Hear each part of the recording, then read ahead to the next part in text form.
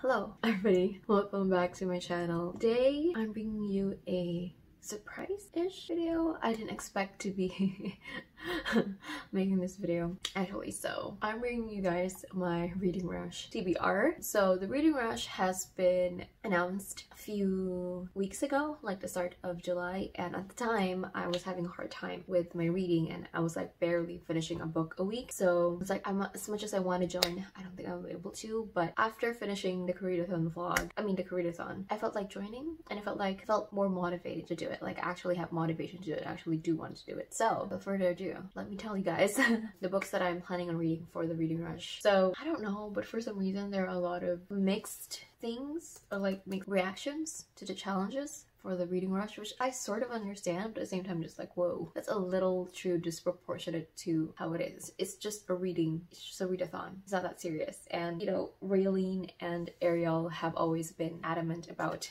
well, they've always said that, you know, it's just a challenge, you don't have to do all the challenges, etc, etc. So anyway, so the first challenge is read a book with a color that matches the color of your birthstone. Now, I was born in August and my birthstone is a peridot and it's a yellow-green color. At first, when I first heard it, actually, this is one of the reasons why I didn't want to join. I was like, yeah, no, I don't have a book like that. Like, but wait, I actually do.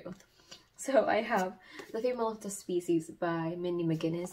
This is a contemporary, I think young adult, if not adult, story, and I think this went around booktube for a while, a few years ago, and I've always wanted to read it, but it's a very hard book to read because we're talking about Alex, or we're following Alex, who, like, literally the first line here is this: Alex Kraft knows how to kill someone, and her sister Anna was murdered a few years before this book started, and the murderer has walked free, and so she's like, she wants revenge, and she meets other people who, no, it says here that she can't be trusted among other people, and she has her own crimes that are unpunished. And I don't know, it just sounds like a very heavy book. That's why it's been I've taken me this long to actually pick this up. Although I did literally buy a physical copy of this because it is something that I do want to read. Although, you know, it's a very hard book to read, so I'm just like, I'm a little scared about it. So I think it says here that we're talking about rape culture as well. So again, this is the book that I'm gonna read, and in a way I'm excited. I know I'm probably gonna find this very compelling. It's just that it deals with a very heavy topic. That's why I'm very scared to pick this up. I was very scared to pick this up, but for this challenge, I will. And I think this is a pretty short book, 340 pages. And yeah, I think this should be a very fast read, depending on how I'm gonna be able to take it. Second challenge is to read a book that starts with the word "the" and, you know, the female of the species. I definitely am going to be combining challenges because I have work. I have a regular 8 to 5 job, so I need to combine it. I can't read like 7 books in a week. I mean, I could, but no, I can't. I have a job, so. Okay, the third book is read a book that inspired a movie you've already seen. Now this one, I was like, okay, I'm probably gonna skip the challenge, but someone with a personality like mine, who's a perfectionist and wants everything done the right way, it made me very sad that I'm not gonna be able to do this. So I researched and I was like, wait, maybe I have seen something that I didn't know was based on a book. I was researching and I found out that Dr. Dolittle, a movie that I loved reading, a movie that I loved watching as, you know, as a kid, was actually based on a book. So I decided I'm probably gonna watch it. It says it's on Disney Plus, so if not, you know, I can just like rent it on YouTube, whatever. And then I'm gonna read the book Dr. Dolittle, the Voyages of Dr. Dolittle, something like that. I don't have the physical copy, just have a library copy that I already have it on my Libby app, so I already have that done. And I was actually planning on reading the first volume of the Inuyasha manga because I recently finished rewatching the whole Inuyasha TV series as well as all of the movies.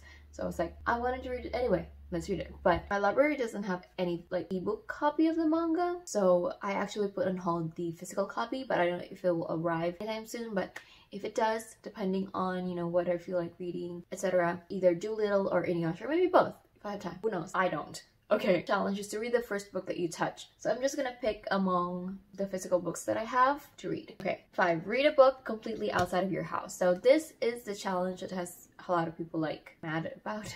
But to me, it wasn't really like a big thing because I don't really go outside. So what I consider going outside is going out in my backyard. So that's outside of your house, like your physical house, or like your front yard, or you know, somewhere where you're not really interacting with other people. So to me, it wasn't a problem. But I understand that for some people, they don't really have access to, you know, porch or like backyards and stuff, or you know, it's not a good place for them to read. So I understand why people got a little mad about it, so they changed it a little bit. And to me, I think I'm just going to stay inside and like listen to like outside sounds, which I do anyway sometimes, so that should be a fun, you know, thing to do. Next, 6, read a book in a genre that you've always wanted to read more. I usually stick to fantasy, you know, urban fantasy, paranormal fantasy, well, not really paranormal fantasy, but like adult fantasy, young adult fantasy, high fantasy, all that fantasy stuff. But I have recently been reading nonfiction. I was going to put nonfiction here, but I also wanted to include a book that I haven't started yet, and more of a genre that I have recently haven't really read yet. Like, you know what I'm saying. Okay, so I picked up The Nightingale by Kristin. I've had this copy for a while now, and this is a pretty long book too. This is 440 pages-ish around, and I think I got this, definitely didn't get this off of Target. I think I got this from my library, and I've had it for a while. And this is a historical fiction set in France, so I wanted to try to read this as well. I know this is around the World War I? World War II? I'm not sure, but a lot of people love this, and this has been going around BookTube. This went around BookTube for a while as well. It's been going around still, but yeah, I do want to read this as well. Historical fiction is something that I find that I do enjoy, but I don't read a lot of. So like, one of my top favorite books is The Other Boleyn Girl by Philippa Gregory, and I have read that book I think more than 10 times, sometimes multiple times in a month. There was some point during, I think it was my 3rd or 2nd year in high school, I was just reading that book again and again and again for like a few months, and I loved that book. I didn't know I would love it, but I did, so here we are. Again, Kristin, The Nightingale. I don't really remember what this is about.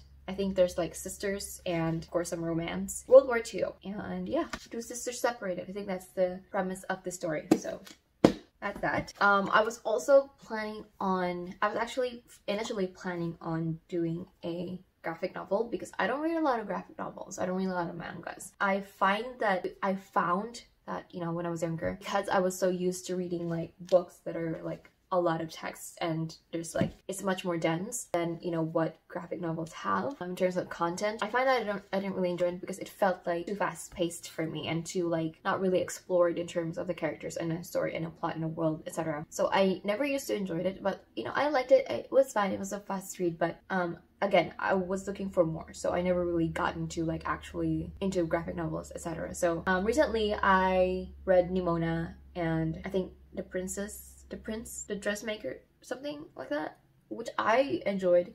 I'm still kind of in the headspace where I think I want more, but I have definitely gained more of an appreciation and love towards graphic novels and mangas, because you're also there to appreciate the art, which I never used to do because I'm always just like reading the words and, you know, barely looking at the pictures, which I should, because that's what's in here and that's what I should be like focusing on. So this is called Witchy by Ariel, Slamet, Ries. I don't know, I should have researched that, I'm sorry. I got this through Owl Crate. I don't really know what this is about, but it sounds, well, from what I remember, it sounded like very female empowerment slash like, you know, fighting and, you know, witchy. It's called Witchy. So yeah, I might pick this up as well. And the 7th prompt, or 7th challenge, is to read a book that takes place on a different continent than where you live.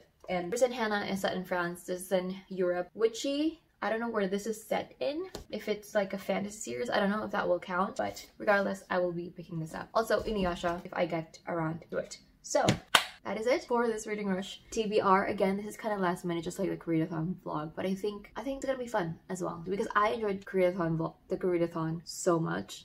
Like, I want to do it again very soon. I hope that we're gonna do it again sometime this year. Although I doubt it, but yeah, I really enjoyed it. So I feel like reading vlogs for me right now are going to be very helpful in keeping me on track and like just get me back on track with my reading, because the past few months have been just really sunfish. So that is it for this video. Thank you guys so much for watching. I hope you guys enjoyed. If you guys are also joining a reading rush, let me know what you guys are planning on reading. Maybe I'll take inspiration for that because I don't have a very good memory and I always forget books that I want to read. So maybe I'll get inspiration for that. But honestly, I have a lot of books that I haven't read that are on my shelves, so probably should look around for that. But that is it for this video. Thank you so much for watching. I hope you guys enjoyed and I'll see you on the next one. Bye.